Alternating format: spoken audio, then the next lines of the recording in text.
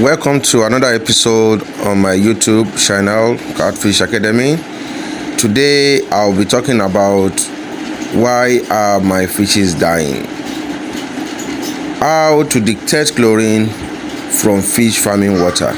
Make sure that you stay tuned till the end.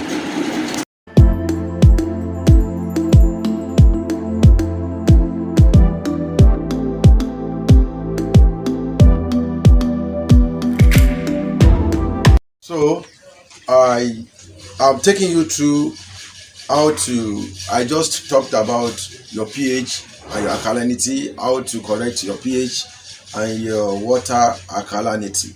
So what I'll be moving edge again today is that I'm going to tell you how to know that your water has chlorine or it has Bauman. But so what I'll be doing now is that one, I'll be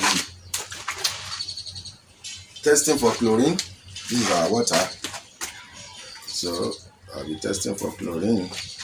This is the chlorine reagent.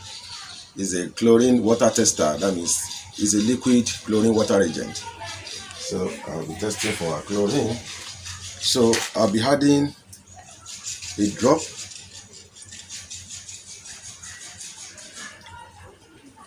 That's a drop. It's a drop. That's the second drop. These two drops. So by the time you look at this, what do you see? It's like everything is white. So what we are having here is white. So we're having here 0.05. That means is free from zero from chlorine. That means there's no any kind of chlorine content inside. So I'll be adding our chlorine into it. So this is just to know maybe your water has chlorine or not. You can see it's white. So I'll be adding, let me add a drop. This is a drop. So by the time you look at the drop, you can see what is forming. This is just a drop. It's just a drop. So by the time I mix it, you see what I got? This is just a drop. So that means it have already taken me to 2.0 ppm. That means part per meters. So I'm adding water. So by the time I'm adding my water, it's just taking me back a little bit. So by the time I added the water, it takes me back to 0.8. 0.8.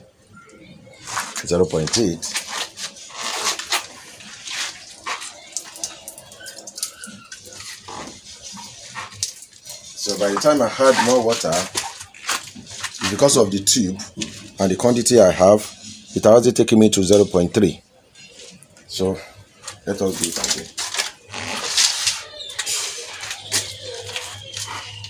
So what we're having again is that I'll be having a drop of our chlorine reagent.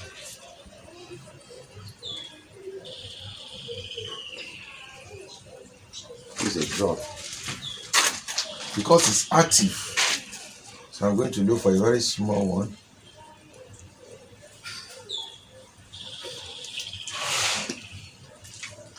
You can see what I'm putting. This is what I'm putting, very small. By the time I drop it in, I shake it. Hey, it's a woman. You can see what it gives me, so it's more.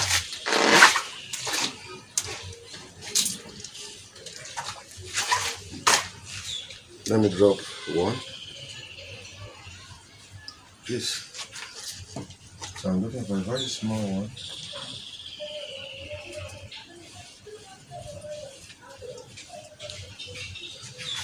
So what I'll be using is this. You can see how little is this. This one is what I'm using. I have to put it inside. So wow.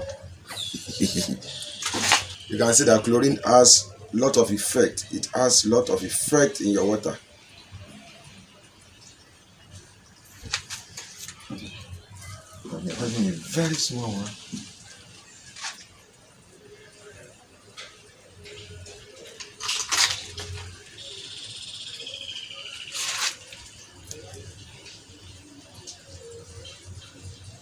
So I'll be going with this small one. You can see how little it is.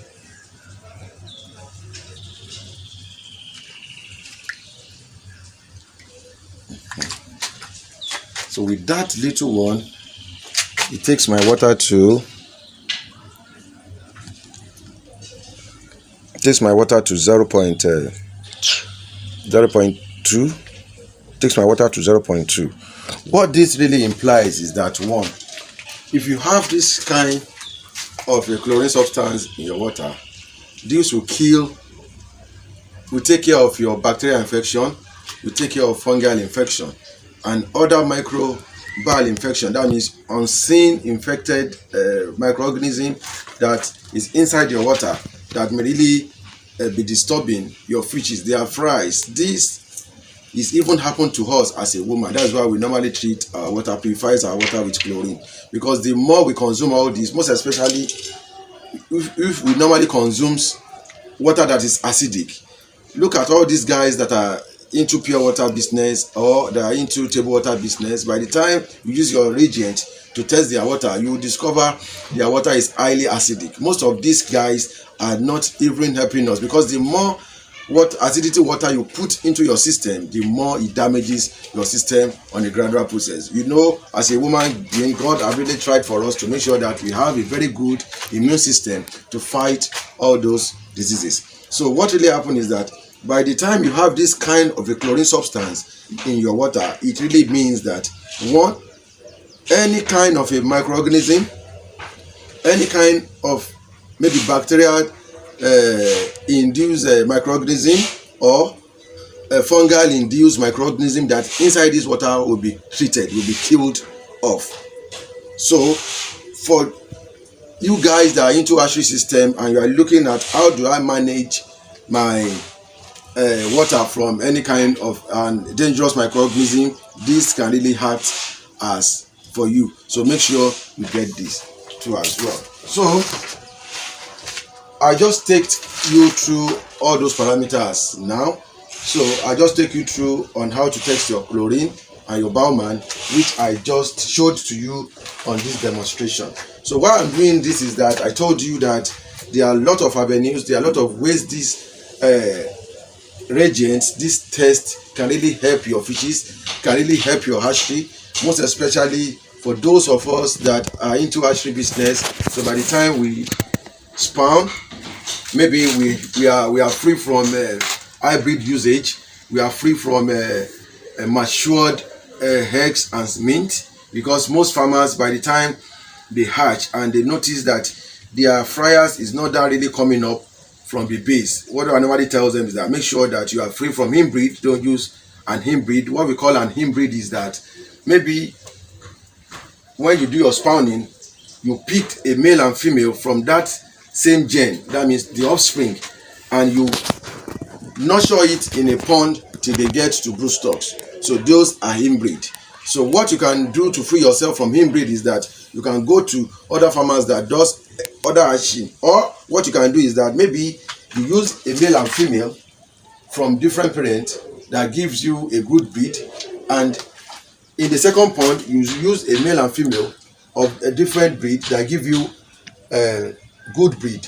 So by the time you stock those two fishes together, that means you are free from inbreed. That means you can even do it in your farm. You don't need to go to Abakaliki or Maiduguri to get fishes. Or better still, if you can get it from the wild, it's fine, but how many people can go to the wild to get fishes? So I'm just telling you what an inbreed is, because people normally misinterpret inbreed a lot. You can raise two fish in your farm in different parents and stock it in a pond. You are free from inbreed. So make sure that you are free from inbreed, I'm saying. And again, make sure that the mint you are using or the eggs you are using, that means the female broodstock you are using, the eggs are highly matured. How do you know if your egg is matured?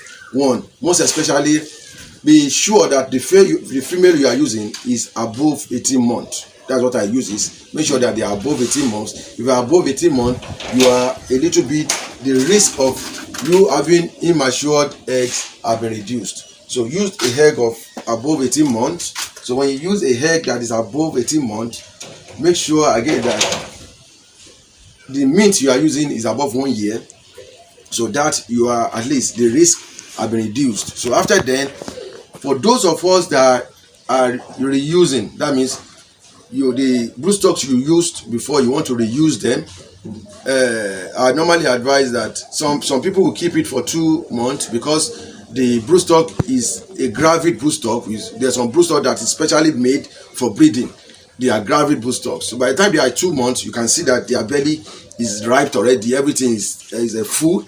So by the time you press them and you want to use them, this may give you premature production. So it is highly advisable at least you use for 3 months or 4 months. So what you do is that make sure that you leave them to be matured. Most people don't leave our fishes, our broodstock, to be matured. Make sure that you leave them to get matured before you start using it for your spawning process. So all this can make your fishes a prematured production. That one, premature has 3 categories. They have 3 categories. They have 2 categories. There are some premature that by the time you hatch, everything goes down. There's another one that by the time you hatch, everything will stay on the floor of the water. It's only maybe about 20% of it will come up. And there's another premature. The last one is that the premature that by the time you hatch, everything is fine. In another 5 days, they started dying. You started controlling them, they didn't answer you. Those are the 3 stages. So make sure that you are free from that, and make sure that you enhance to the best practice of catfish farming. Make sure that I have some journals, and I'm still writing some. That means I have some ebooks and e-videos on catfish farming, and I'm still writing some. So make sure that you get a copy of all these ebooks, get a copy of the e-videos for hatchery too as well, so that you can just impact your knowledge in a little way. It's very, very important and essential, because most people are lacking impacting knowledge. So make sure that you impact your knowledge in 1 or 2 ways.